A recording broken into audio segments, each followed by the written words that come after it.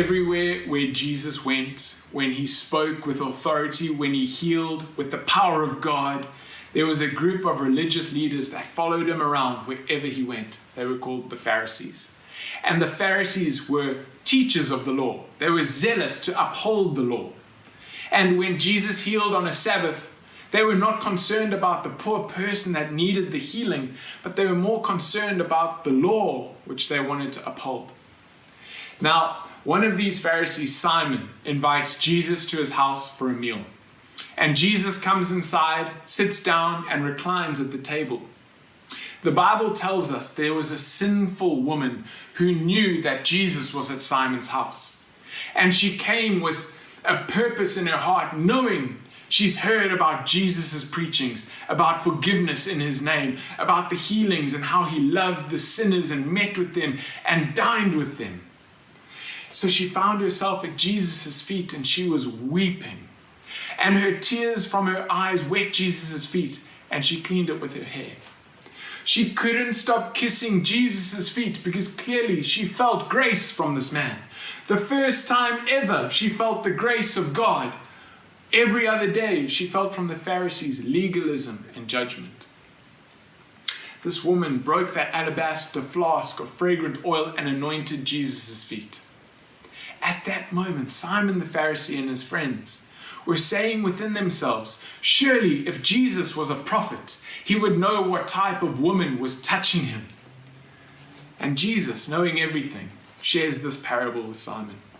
There was a certain creditor who had two debtors. One owed 500 denarii and the other 50. And when they had nothing with which to repay, he freely forgave them both. Tell me therefore, which of them will love him more? Simon answered and said, I suppose the one whom he forgave more. And he said to him, you have judged rightly.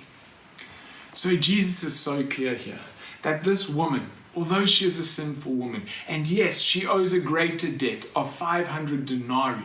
And Simon, although yes, according to the law, he was pretty good, but he still owed a debt of 50.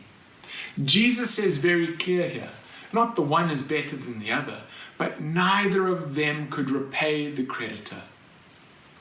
But you must understand that this woman who owed the greater debt understood in her heart that Jesus was the creditor and forgiveness was found in Jesus, whereas Simon thought his good works, the way he upheld the law, could get him through. He thought maybe he could repay that debt through the law. But Jesus, looking at both of them, Simon, when I came into your house, you didn't clean my feet. You didn't offer me water. But this woman, with the tears from her eyes, has washed my feet. You did not greet me with a kiss on the cheek. But this woman knew who was sitting in front of her, and she has not stopped kissing my feet. Simon, you didn't anoint me with oil, but this woman brought her alabaster jar of fragrant oil and anointed my feet. So we need to understand in this situation that although you might have a small debt or a big debt, forgiveness is only found in Jesus. But when we come to understand that we are forgiven of much, no matter how much, of much, those that have been forgiven much will love much.